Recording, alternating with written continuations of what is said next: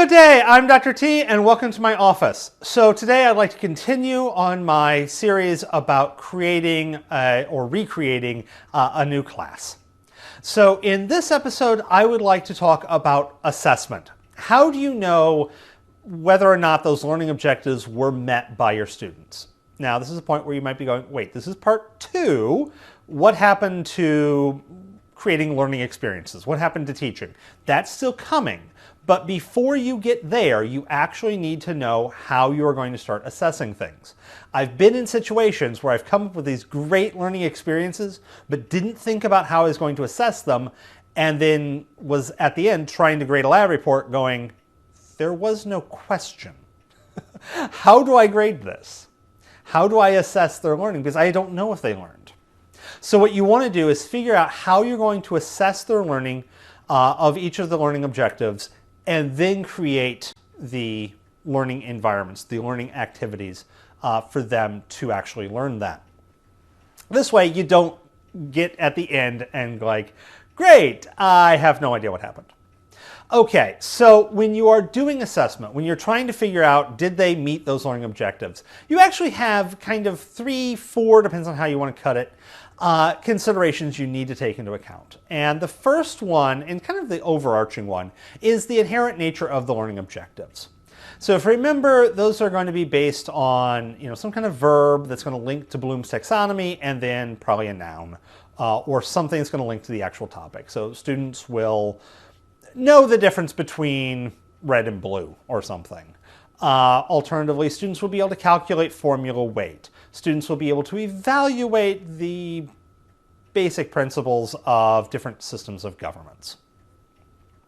So depending on what you have, depends heavily on how you're going to want to try and assess it. If you have, students will know the difference between red and blue, then that can probably be done with a fairly simple question, unless your particular class is diving in very deep into that topic. So, if you're dealing with wavelengths, which wavelength matches what most people consider blue. And that can be a fairly simple question. Maybe a nice multiple choice, fill in the blank, short answer. Fairly simple question. You can do quite a few nice simple questions, works great. Learning objectives are a little higher up on Bloom's taxonomy, then those you're probably going to have to think about assessments of saying, well, if they need to calculate this thing, then you're going to have them calculate whatever they're trying to calculate. So I could give them a chemical and ask them to tell me the formula weight of that particular chemical. Still a relatively simple question, but they're now actually doing the activity. Now in this case, I'm thinking of something where you could do on pen and paper, but if your learning objective would be, say, for a nursing student to be able to start an IV, well, someone's probably getting poked, or at least a plastic version of someone, but probably a real human. So yeah, this is dictating what kind of assessment I'm having by what is my learning objective. Additionally, if it's fairly high on Bloom's taxonomy, something like evaluating or synthesizing, then that's what they're going to have to do, and odds are this is going to be a much more long-form, open-ended question. Probably not something that's going to be on a test, maybe something more like a report, etc. The next consideration you have, and you can think of this as 1 or 2 different considerations, is the time commitment for the assessment. And this can actually be taken a few different ways. How much time from the students are you taking? Is this an in-class activity? How much of the class time is being taken up by the tests or quizzes? It's very easy to accidentally consume a large amount of your class doing assessment activities, which they are important, but you also need to teach. Likewise, if your activities are being done outside of class, then you do want to be mindful of how much time are you asking the students to do. Typically speaking, we can argue about 2-3 hours outside of class for every hour inside of class. But if you're doing, say, a 10-page paper every week, that could easily add up really quickly. And students will typically take longer to do an activity than you would, by several fold. So you do want to be mindful and not be too overburdening for their activities. Additionally, when it comes to time constraints, there's yours. You are human as well, and if you assign something, you're going to have to grade it. So you do want to keep in mind how you're going to have to deal with these once they're done. Fairly simple questions potentially can be automated, good old scantrons. Not the most pedagogically valuable, but They do work, especially for certain types of questions. A well thought out multiple choice question can be a very good question.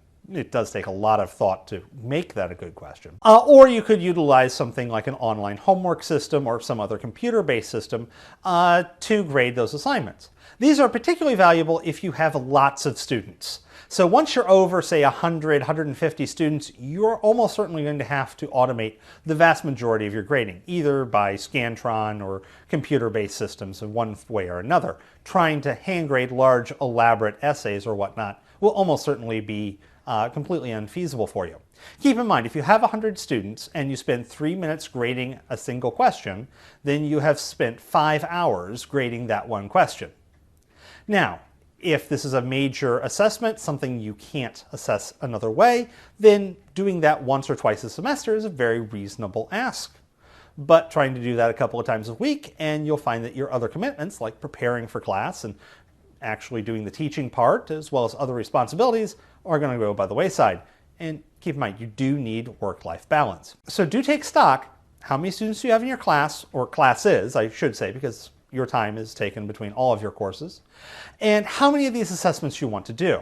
If you want to do major intensive assessments, these are going to take a long time for the students to do, so you don't want to have too many of them, and they will probably take a long time for you to grade. So you don't want to do, once again, too many of them. But they may be essential for the course you're teaching, so I'm not saying not to do them. Obviously, once you're into the 150, 200 plus range, your options are going to be heavily limited simply by the demand of grading. This is one of the reasons why giant classes are generally not good for the students, is your pedagogical options are heavily constrained once you're in a lecture hall of 100 or 200 students. Hopefully you have TAs to help you. If not, I am so sorry. Okay, the last one I do want to bring up is this idea of transferability. Assessments can be more than assessments. They can be ways of preparing a student for a specific task. So they're both an assessment and a learning opportunity as well. If you have, say, a mass communications class, then writing a newspaper script might be completely relevant for your students, or creating a video or whatnot, and having that be part of their assessments. As a chemistry instructor, having them do labs. They may later on be in their career behind a bench manipulating chemicals and then writing those up in lab reports that ideally will look something similar to what I prepared them for. Obviously, things change, every company is different, and so I'm not going to be able to prepare them for exactly what they'll do 30 years from now, but I can at least give them a general taste of the general ideas of what's going on.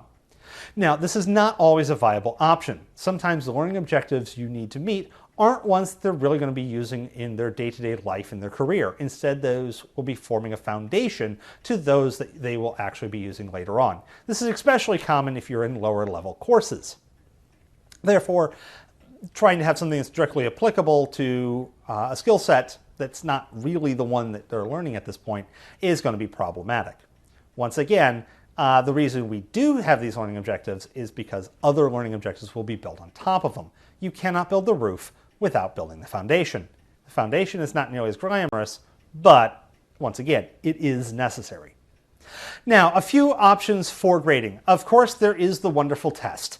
I typically, if at all possible, and there are times where it is just not possible, I like to do 4 tests per semester and then drop one. This 4 tests and drop one gives a great opportunity to cut the drama. 3 tests to give me a nice feel for how the students are doing, create a good assessment of the majority of learning objectives, and then the dropping one exam, either the lowest or the one that they miss, etc., really cuts back on the interpersonal drama. So I tell my students, you can drop one exam or one of almost any assignment, no questions asked, but you're going to have documentation for the rest if you want to make them up, etc. Now, if you're writing exams, typically, once again, at college level, it's going to be highly expected that there's going to be a significant bulk of the students' grades are going to come from exams or exam-like assessments, so things like quizzes, etc. And so when writing these, once again, you're keeping in mind those considerations. If you're fairly low on Bloom's taxonomy, you can probably do a lot of multiple choice, short answer questions, etc. That's going to really facilitate grading. Once again, if your goals are higher up on Bloom's taxonomy, then an exam-based system, you might have somewhat more open-ended questions that are going to allow the students to evaluate and synthesize content on those particular questions, but you may not want to weight exams quite as heavily because there are other assessment tools that will be better for what you're doing. If you're in one of those fields where a practical skill is needed, then a good old-fashioned practicum, hey, go do this. In some of my classes I have labs and the students are assessed on how close to the correct answer did they get. Hey, here's a piece of metal, tell me what it is. You get the right answer, you get full credit. You get the wrong answer, you only get partial, or find the density or some other property. Obviously, this is entirely dependent on what your classes are doing and what the goals for your learning objectives happen to be. Of course, the gold standard, or I should say the classic standard, is the essay. And in this case, it's exactly what you think it is. Have them write a paper of some sort. This is great for higher up on Bloom's taxonomy, evaluation and synthesis. Allowing them to explore ideas more in depth and flesh out concepts really gives you a very good feel for whether or not they understand what's going on and allows you to assess multiple learning objectives at once. That said, I typically find essays and other types of written formats to be one of the most laborious ones to grade, taking more than the assumed time, because I personally have to stop grading an essay every probably 2 to 3 essays, clear my mind. That way I am not thinking about the previous essay while trying to grade the next one, and thus getting confused and grading in less than an ideal approach. Of course, with essays, you do have to be concerned about students doing less than ethical approaches, good old-fashioned academic dishonesty. Programs like Turnitin and other plagiarism checkers do help. They're not perfect, but they definitely do help. Now, when grading these, a rubric is definitely your friend, and I do encourage you to use them. Typically, when you hear the word rubric, there are one of 3 things that come up. First is a list of components and their general weighting. So something like introduction, main topic, 2 points, grammar and structure, 5 points, or whatnot. This is not a rubric. This is a grading guide or a grading structure. I personally don't find these to be particularly useful. They are better than nothing, but if I'm going to be utilizing them, I want more than this. The next level up is a rubric, albeit a fairly bare bones one. And in this case, you have the same as the grading guide, a list of topics and their point values, but then a broad assessment. Is this excellent, good, okay, needs work, just unacceptable, and a point breakdown for each one of those categories. So if I'm looking at the introduction and I'm looking at the grammar of the introduction or the grammar of the paper as a whole, is it excellent? Is it good? And this way it gives me a general idea of where do I put points. Typically speaking, you want to have good give you probably somewhere of what you would call a B range. And then to get into the A range, the student's going to have to get some excellence. You may not want to have certain things go up to the excellent category. You may want full credit to be okay. If you're dealing with grammar and you're not teaching grammar, then okay, it's good enough. And you get the full points there. And this is really an opportunity for students to lose points. But these are entirely subjective questions for each one of these tiers.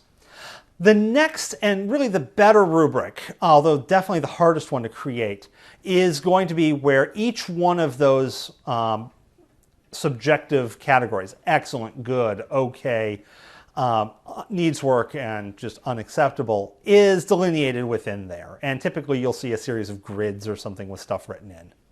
As to what meets an excellent paper, what makes a good for this particular category. And this way, this does a couple of things. One, it really shifts the way you're thinking. You're not constantly thinking about how does this rank. It's like, does this meet this criteria or does it meet the next criteria? This really reduces the load for grading. It allows you to grade faster and in a less stressful manner. Also, it's more clear to the students if you provide the rubrics to the students. Students definitely like the rubrics. I think there's a little bit too much of a push for students must have rubrics, because if you think about day-to-day life, we do not have a rubric for how our email looks going out to the students. So That said, if you do have a rubric that you can provide the students, they will definitely appreciate that. The downside, though, of a very detailed rubric is it can be very hard to create them.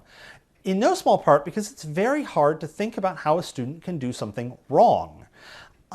These are novices at that. Students probably haven't done this before, or they haven't done it very much. They're getting better at it, and so what we clearly think is a nice path, A, B, C, D, they might go off on some weird garden path that really doesn't fit into your rubric. So you do want to have some leeway for a more subjective value to put in the rubric for cases where it's not as bad as it looks. It's like they've got a coherent thought, it just went off into left field, but if you were to go by your rubric, they would get a 0, but they really deserve much more than that. Or alternatively, it looks great except for they really went off and did something insane in one small category, which really negates the whole paper. So with that said, when you're setting up assessment, figure out how you're going to assess your students. Are you going to use tests? Are you going to use lab reports? Are you going to use opinion pieces? Are you going to use practical activities? And what ratio of these? Because you don't have to pick one. Odds are you're going to pick a blend. You pick the ratio that works best for your class. Obviously, that's going to have to go in the syllabus. At least the ratio part is. You don't need to be too overly precise in your syllabus. You want to give enough information, but don't paint yourself into a corner. And then off to figuring out how you actually communicate the information and lead the students into discovery of the content in question. And for that, that is another video. Have a wonderful day.